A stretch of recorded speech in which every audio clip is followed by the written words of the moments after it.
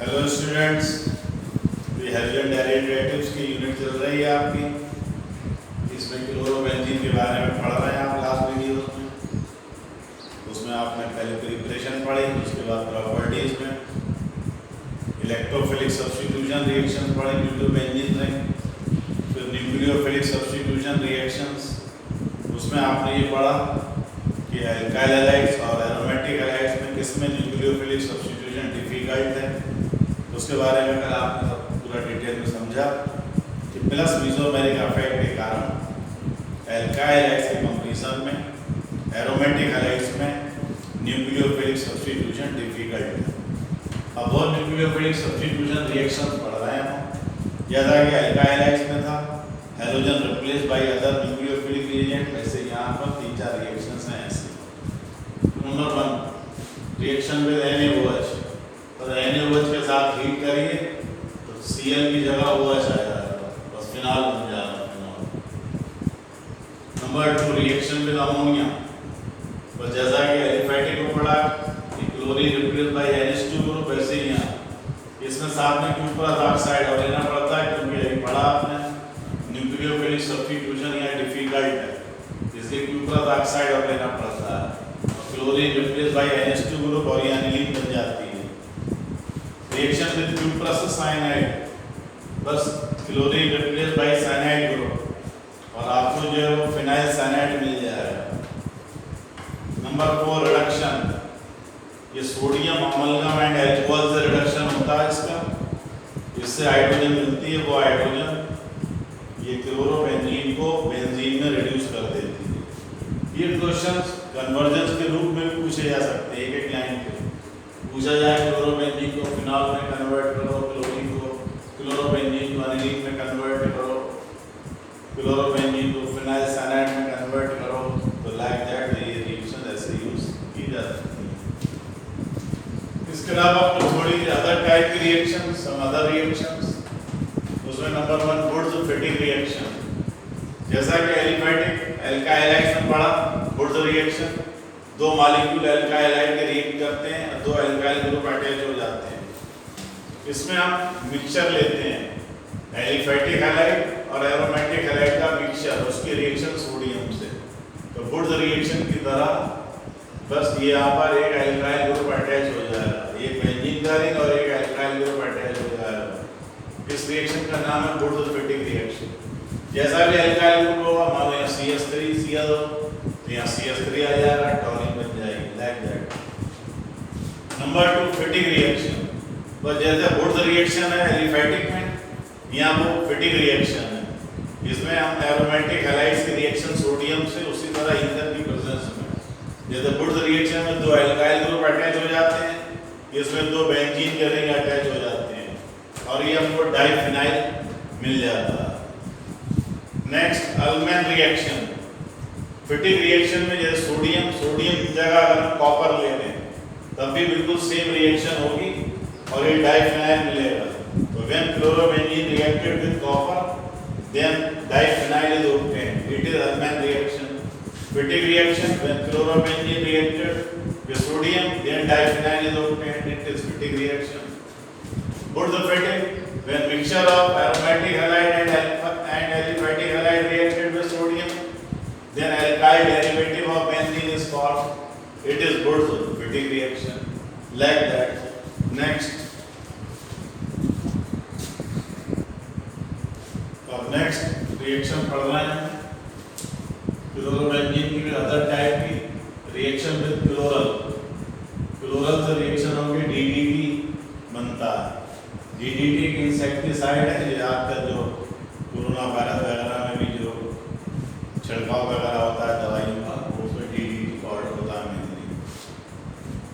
तो ये क्लोरल की रिएक्शन होती है, 2 मॉलिक्यूल क्लोरोबेंजीन के, क्लोरोबेंजीन में जहाँ क्लोरीन लगी है इसके पैरा पोजीशन से H और क्लोरल का ये ऑक्सीजन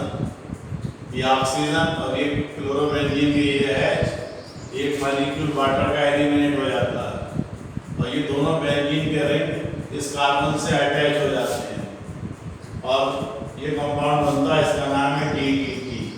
ये पावरफुल इंसेक्टिसाइड है। DDT की ये फुल फॉर्म में पूछे कभी, डाइक्लोरो डाइफिनाइल ट्राइक्लोरो इथेन, ये इसकी फुल फॉर्म। इसके फुल फॉर्म में नाम कैसे आया, ये नाम भी आप सीख सकते हैं। ये आपका इथेन होता है, इथेन के ये 3H की जगह 3Cl आ गए, ये ट्राइक्लोरो इथेन। उसके बाद 2H की जगह 2 फिनाइल रिंग आ गए, डाइफिनाइल। उस डाइफिनाइल में अब 2 क्लोरीन के आइटम आ गए, तो वहां से उसका नाम हो गया डाइक्लोरो। तो इस तरह से ये इथेन का ये डेरिवेटिव हम समझकर इसका नाम ये बनाया गया, dichloro diphenyl trichloro ethane, short में DDT। अब कुछ कन्वर्जन्स, जैसा कि एलिफेटिक में एल्केन्स एल्कीन्स एल्काइंस में पढ़े, उसी तरह से कुछ कन्वर्जन्स जो है वो यहाँ पे पढ़ा। तो नंबर 1 बेंजीन टू टॉलीन, तो ये पढ़ चुके अभी आप, पीछे रिएक्शन है फ्रेडरिक रिएक्शन। ये बेंजीन की रिएक्शन आप मिथाइल क्लोराइड से करिए, एल्युमिनियम क्लोराइड कैटलिस्ट की प्रेजेंस में फ्रेडरिक रिएक्शन है, one hydrogen replace by methyl chloro और ये टॉलीन बन जाएगी। जो भी ग्रुप यहाँ लाना है वैसे ही एल्काइल ग्रुप यहाँ लीजिए। Number 2 chloroethane to butane, but direct sodium से रिएक्शन करिए, वुड्स रिएक्शन है। आपने पढ़ा वुड्स में 2 एल्काइल ग्रुप आपस में अटैच हो जाते हैं, और इसमें ये 2 एल्काइल ग्रुप अटैच हो जाएंगे और ये आपको ब्यूटेन मिल जाएगा। Next normal propyl bromide to isopropyl bromide, माने इस ब्रोमीन को हमें इस कार्बन की जगह इस कार्बन पे लाना है, नंबर 1 की जगह नंबर 2 पे लाना है। तो इसके लिए सबसे पहले हमको इसमें डिहाइड्रोहैलोजिनेशन करना पड़ता है। अल्कोहलिक KOH से हीट करेंगे तो एक मॉलिक्यूल HBr का एलिमिनेट हो जाएगा। अभी पीछे पढ़ चुके ये सारी प्रॉपर्टीज में, अभी 2-3 वीडियो पहले पढ़ा है। यहाँ से ब्रोमीन, यहाँ से H रिप्लेस हुआ, एक HBr एलिमिनेट हो गया और ये एल्कीन बन गई। अब हम इसके रिएक्शन HBr पे फिर करें, पहले हमने HBr एलिमिनेट करा, अब HBr से एडिशन करें, तो ये मार्कोनी-कॉफ के रूल से एडिशन हो जाएगा। ये मोर इलेक्ट्रोनेगेटिव पार्ट इस कार्बन पर अटैच होगा जहाँ कार्बन कम है, और इस तरह से ये ब्रोमीन यहाँ आ जाएगी और आपको आइसोप्रोपाइल ब्रोमाइड बन जाएगा। Next isopropyl bromide to normal propyl bromide. अब हमें इस आइसोप्रोपाइल ब्रोमाइड इस ब्रोमीन को यहाँ की जगह यहाँ लाना है, इस कार्बन से नंबर 2 से नंबर 1 कार्बन पर लाना है। इसके लिए भी सबसे पहले डिहाइड्रोहैलोजिनेशन होगा। पहले ये मॉलिक्यूल HBr का एलिमिनेट हुआ, ये एल्कीन बन गई।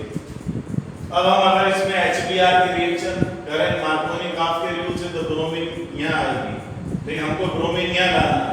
तो आपने पढ़ा पेरोक्साइड इफेक्ट, और पेरोक्साइड इफेक्ट सिर्फ HBr पर एप्लीकेबल होता है, और पेरोक्साइड की प्रेजेंस में ब्रोमीन इस कार्बन पर अटैच होती है, एंटी मार्कोनी-कॉफ रूल जहाँ हाइड्रोजन ज़्यादा है, तो ये आपको बन जाता है नॉर्मल प्रोपाइल ब्रोमाइड।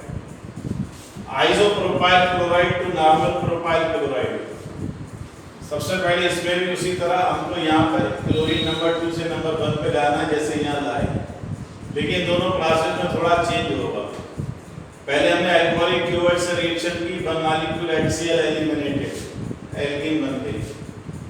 HCl पर पेरोक्साइड इफेक्ट एप्लीकेबल नहीं है, पेरोक्साइड इफेक्ट सिर्फ HBr पर ही लगता है, इसलिए हम इस पर HCl की रिएक्शन नहीं करा सकते यहाँ क्लोरीन लाने के लिए। तो एक रिएक्शन इलेक्ट्रिक क्लास में पढ़ी है हमने, हाइड्रोबोरेशन ऑक्सीडेशन होता है एल्कीन्स का। उसमें हम एल्कीन्स के रिएक्शन बोरान ट्राइहाइड्राइड एंड H2O2 से करते हैं। रिएक्शन होती तो इससे, लेकिन इसमें इनडायरेक्टली वाटर का एक मॉलिक्यूल इसमें अटैच हो जाता है according to anti Markovnikov rule. Water के 2 पार्ट हैं H और OH, तो एंटी मार्कोनी-कॉफ रूल से OH यहाँ और H यहाँ अटैच होगा, और हमको इस तरह से पहले ये मॉलिक्यूल अल्कोहल का मिल जाएगा। तो ये हाइड्रोबोरेशन ऑक्सीडेशन एक इंपॉर्टेंट रिएक्शन है कन्वर्जेंस में भी, इसको आपको याद रखना है। अब उसके बाद PCl5 से रिएक्शन करिए, OH की जगह Cl आ जाएगा, ये बन गया। तो डियर स्टूडेंट्स, ये आपका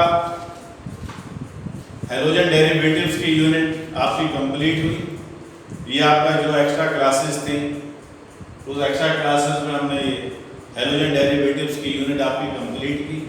इस तरह से टोटल आपकी 3 यूनिट्स अब कंप्लीट हो एक आपका सॉल्यूशन की यूनिट, एक इलेक्ट्रोकेमिस्ट्री की यूनिट और एक हाइड्रोजन डेरिवेटिव्स की यूनिट। ऑर्गेनिक को पढ़ने के लिए आप 11th की ऑर्गेनिक का भी रिवीजन करिएगा बार बार, तब आपको ये और ज़्यादा अच्छी तरह से समझ में आएगा। और ऑर्गेनिक के लिए लगातार आप रिवीजन करिए, आपके पास काफ़ी समय है। अभी जून तक तो स्कूल जाने का कोई मतलब वैसे ही नहीं है, और उसके बाद जब जुलाई में स्कूल खुलेगा तब देखेंगे। और फिर फिलहाल आपके पास बहुत समय है, पूरा मई पूरा जून रिवीजन करने के लिए, याद करने के लिए। आपको कहीं आना नहीं पड़ रहा है, तो जाना नहीं पड़ रहा है, आपके पास समय बहुत खाली है। उस समय को आप यूटिलाइज करिए, बार बार रिवीजन करिए। 3 यूनिट आपकी कंप्लीट ऐसी हो जानी चाहिए, बिल्कुल आपको कोई भी बात कहीं से पूछी जाए आपको तुरंत याद उसको होनी चाहिए। लेकिन उसके लिए आपको रिवीजन करना पड़ेगा। अब आपको तीनों यूनिट्स के असाइनमेंट दिए जाएंगे, धीरे धीरे उन असाइन जब पूरा लेसन आप पढ़ लें, पूरी यूनिट आप पढ़ लें सोल्यूशन की, उसके बाद सोल्यूशन के असाइनमेंट करें। जब आप इलेक्ट्रोकेमिस्ट्री की यूनिट पढ़ लें पूरी, तब इलेक्ट्रोकेमिस्ट्री के असाइनमेंट करें। उसके बाद जब हाइड्रोजन डेरिवेटिव्स की यूनिट पूरी पढ़ लें आप, तब उसके असाइनमेंट करें। तब आपको जो है लाभ होगा। लगातार आप रिवीजन करते रहें। आप NCERT से पढ़ें, दूसरी बुक से, जिससे आप चाहें उससे आप कर सकते हैं। Okay, all the best.